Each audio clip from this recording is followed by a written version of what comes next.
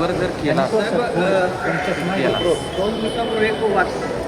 तुमचं एक वक्तव्य चर्चेत आलं. महाराष्ट्रातल्या रस्त्यांबद्दल तुम्ही नाराजी व्यक्त केली, गुजरातच्या रस्त्यांचं मात्र कौतुक केलं. काय नेमकं झालं? नाही, मी नंदुरबार जिल्ह्याचा इकडे घेऊ नका. मी एका महिन्याला 1 वेळा जातो.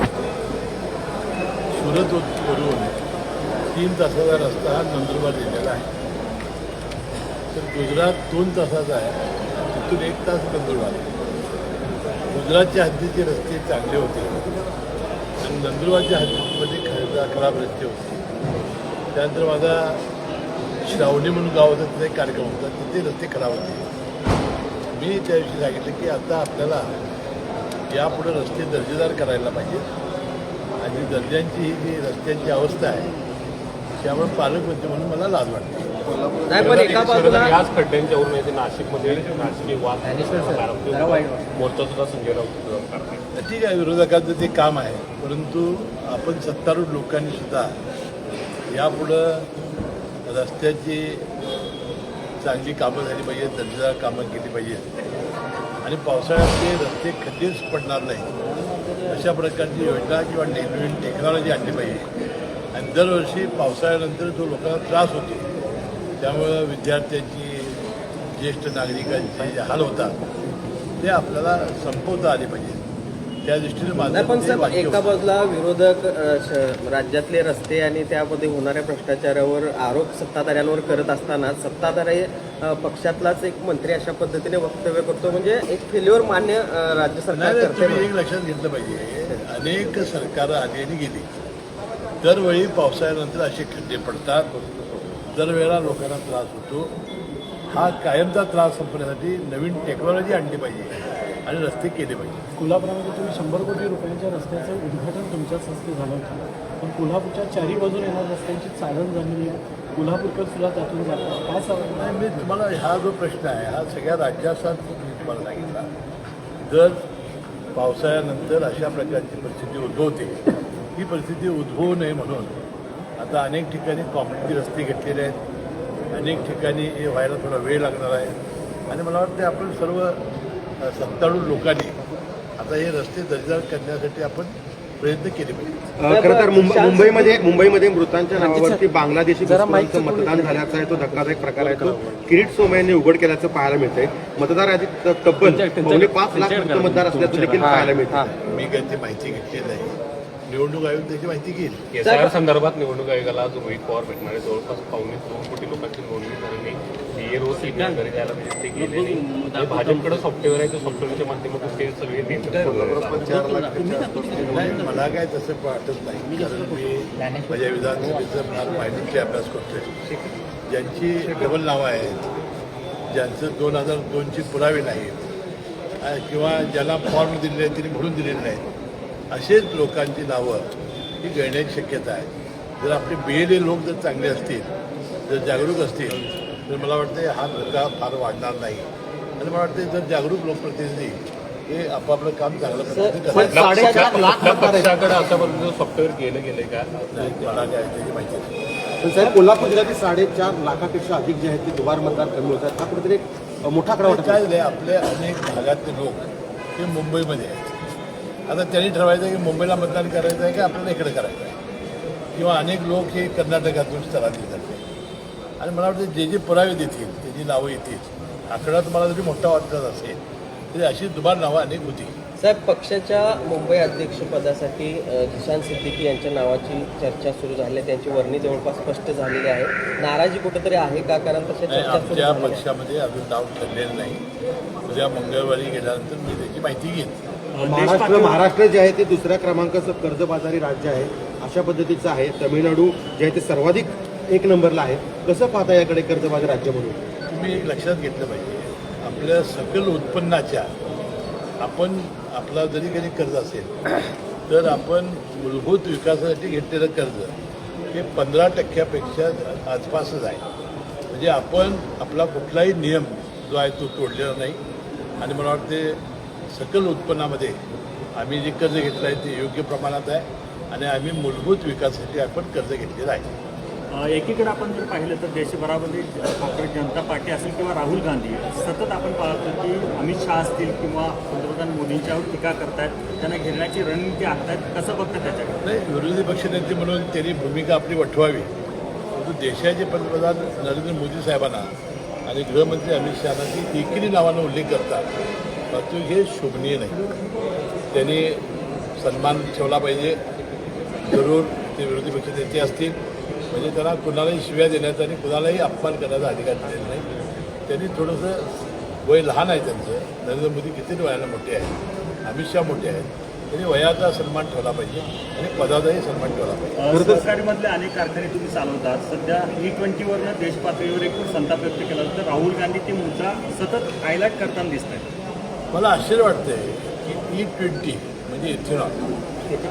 आता इथेनॉलचं धोरण पहिल्यांदा अटल बिहारी वाजपेयी स्वर्गीय या देशाचे पंतप्रधान होते, त्यांनी आणलं. राम नाईक त्यावेळा पेट्रोलियम मंत्री होते.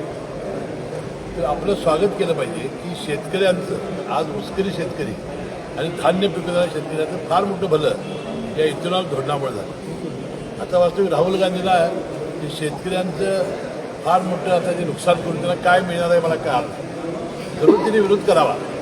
पण मला वाटते पवारसाहेब परवा पार्थ पवारांच्या साखरपुड्या दिवशी मला भेटले आणि त्यांनी मला बोलावून आपल्या गोविंद बागेतील एआयच्या ऊसाची पाहणी करण्यासाठी मला त्यांनी निमंत्रण दिलेलं आहे. मी जाणार आहे आणि मी त्यांना सांगणार आहे की या इथेनॉल धोरणाबद्दल राहुल गांधींना सांगा, त्याला शानं करा. शेतकऱ्यांचं जे नुकसान होणार आहे ते आपल्याला टाळलं पाहिजे. कारण फार मोठी शेतकऱ्याची, ऊसकरी शेतकऱ्याची FRP देण्याचं काम या इथेनॉलच्या पैशातून होतं आहे आणि धान्य उत्पादक शेतकऱ्यांचा फार मोठा फायदा यामुळे होतो. आणि ब्राझील देशामध्ये 100% ब्लिडिंग आहे. तिथं वाहनाला काय होत नाही. आता एकही वाहन जी कंपनी आहे बनवणारी ऑटोमोबाईल, त्यांनी अशा इथेनॉलमुळे नुकसान होते असं सांगितलेलं नाही. फक्त मायलेज थोडं कमी होते एवढं सांगितलेलं आहे. आणि त्याला जे किट आहे ते बसवल्यानंतर कसल्याही प्रकारचा त्रास होत नाही असं सगळ्या कंपन्यांनी जाहीर केलेलं आहे. सोलापुरातला महत्त्वाचा अनेक अपघात होतात. रोजच त्याचे व्हिडिओ येतात. मात्र आपण त्या रस्त्याच्या हालचाली कुठं ब्लॅकलिस्ट एखाद्या प्रकारे करणार असं सांगतात वारंवार. NH4 हा जो सातारा कागल जो रोड आहे यामध्ये जो गडक नावाचा कंत्राटदार आहे हा ब्लॅकलिस्ट करण्याचा यांनी केलेला आहे आणि त्यानं अनेक कामं अशी घेतलेली आहेत.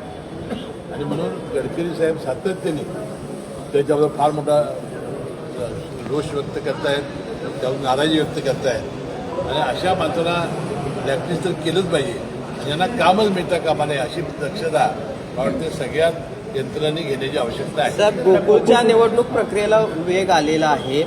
गोकुळ तुम्ही एकीकडे म्हणताय महायुती म्हणून आम्ही सगळे निवडणूक लढणार, मात्र जर नेत्यांच्या गाठीभेटी बघायचं प्रमाण बघितलं तर प्रत्येकजण आपापल्या पद्धतीनं वेगवेगळ्या गाठीभेटी आणि हे सगळं सुरू असताना दिसतंय. आपापल्या सोयीनं हे संचालक करत असतील.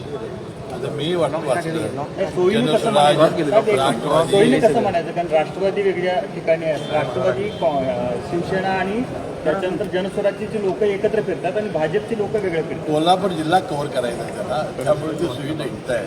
मला ते युतीमध्ये निवडणूक होणार आहे. साहेब, पुण्यातल्या सोमेश्वर सहकारी साखर कारखाना तर FRPपेक्षा जास्त दर दिले राज्यातल्या इतर साखर. आपली कोल्हापूर जिल्ह्यात सुद्धा सगळे कारखाने हे FRP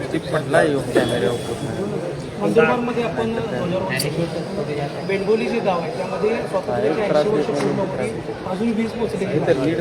मी त्यामध्ये बैठक घेतली.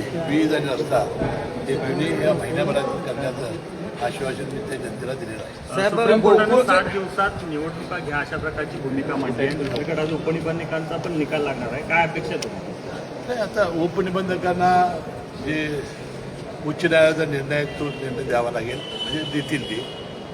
आणि 60 दिवसाच्या निवडणूक आता त्याला घ्यावीच लागेल, कारण सुप्रीम कोर्टाने सांगितलेलं आहे पुन्हा आता काय मुद्दे वाढला तुम्ही येऊ नका. आता प्रशासक मंडळाचं काउंटडाऊन सुरू झालेलं आहे. पण गोकुळ आणि KDCC पशुखाद्याचे दर आहेत वाढवलेले आहेत आणि कमिशन देखील वाढवणार आहे. नाही, पशुखाद्याच्या दराबद्दल जर परवडत नसेल किंवा तोटा होत असेल तर जरूर ते वाढवावं, तर शेतकऱ्यांना विश्वासात घेऊन वाढवावं. कमिशनमध्ये मात्र थोडीशी गडबड आहे असं माझ्या कानावर आलेलं आहे. साहेब, गोकुळ आणि KDCC या दोन्ही महत्त्वाच्या सहकारी संस्थांच्या निवडणुका पुढच्या 2 महिन्यात होणार आहे. 50 जणांचं राजकीय पुनर्वसन खरं तर या माध्यमातून होणार आहे. काय गाठीभेटी घेत आहेत का आणि यावेळी कार्यकर्त्यांना संधी मिळणार आहे? नाही, दरवेळेला कार्यकर्ते असतात त्यात, कार्यकर्त्याला संधी दिली जाते. 2-3 आहे बघा, प्रमुख म्हणून नेते असतील, बऱ्याच लोकांना कार्यकर्त्याला नवीन संधी मिळत असते. पण असं होणार आहे की 10 वर्षाच्या याच्यामुळे केडीसीसीतले गोकुळला आणि गोकुळमधले केडीसीसीला असं काही सगळं बदल आहे. नाही, अजून काही चर्चा नाही, अजून तो काय निर्णय अजून अंमलात आणलेला नाही, त्यामुळे अजून वेळ आहे. हे सर्व चर्चा होत असताना बिनविरोधचा मुद्दा देखील कुठेतरी पुढे येते. काय अजून बिनविरोधचं चर्चा कुठेही सुरू झालेली नाही. झाली की तुम्हाला पहिल्यांदा बोलून मी सांगेन. नाही, कागलमधल्या सभेमध्ये मुख्यमंत्र्यांनी नांदा सौख्य भरे असा एक सल्ला दिलेला आहे. मंडलिक साहेबांना तुम्ही आवाहन देखील केलेलं आहे. काय प्रतिसाद मिळतोय काय ह्या 2 इलेक्शनच्या? अजून निवडणुका सुरू व्हायच्या आहे. निवडणुका सुरू झाल्यानंतर कळेल. आता चौघही आम्ही जिल्ह्यात तालुक्याचे प्रमुख नेतेपदी हजर असल्यामुळं मुख्यमंत्र्यांनी आम्हाला शुभेच्छा दिलेल्या आहेत.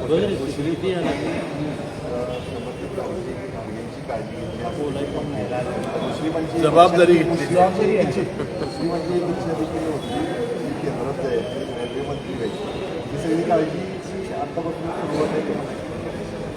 मी तुम्हाला सांगितलं की ही विधानसभा मी लढणार आहे. पुढची लोकसभा जनतेनं जर दिला आशीर्वाद तर लढणार आहे. आणि माझी स्वप्न आहे की रेल्वे मंत्री व्हायचं. बघूया परमेश्वर आणि जनता काय करते. सध्या सोनिया गांधीचा एक व्हिडिओ व्हायरल केला जातोय, त्याच्यामध्ये 15 ऑगस्ट निमित्त जे काही हे झालं कार्यक्रम, त्यातला ते व्हिडिओला हे केलं की अशा प्रकारे एका महिला टीका करणं योग्य वाटते. काय वाटतं? नाही, आता वंदे मातरमच्या वेळेला जे आम्ही पाहिलं ते थोडंसं आता वंदे मातरमचा कायदा या देशात झालेला आहे. त्याचा सन्मान योग्य तो सर्वांनी राखला पाहिजे. सेंटरला सोडा काय टेन्शन नाही, त्याची काय मला माहिती नाही. मी जैन पेठ जाण्याची माहिती मी तुम्हाला सांगितलं. शहराच्या हद्दवाढीच्या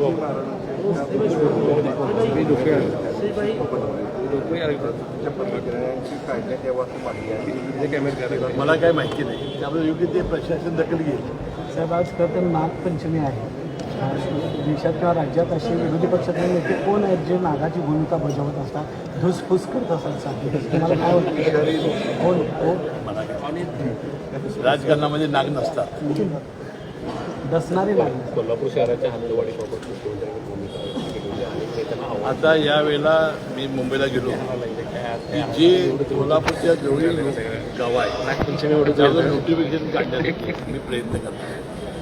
परंतु आपण जर पाहिलं तर हद्दवाढीबाबत ना अनेक जण पोटचेपी भूमिका घेतात. पालकत्वाच्या भूमिकेत कोण पुढे जाणार तर तुम्ही ती भूमिका निभावणार आहात का? कारण गेल्या अनेक वर्षापासून चर्चा आहे, डायसपोरा चर्चा, ते पुढे काय होत नाही. हद्दवाढ व्हावी या मताचं आहे. ज्या गावाबद्दल वाद नाही त्याचं ताबडतोब नोटिफिकेशन निघावं अशी माझी सातत्यानं आग्रही मागणी राहिलेली आहे. आणि कोल्हापूर शहराचा एक प्रमुख कार्यकर्ता म्हणून किंवा कोल्हापूर जिल्ह्याचा एक प्रमुख घटक म्हणून मी निश्चितपणे प्रयत्न करेन. थँक्यू.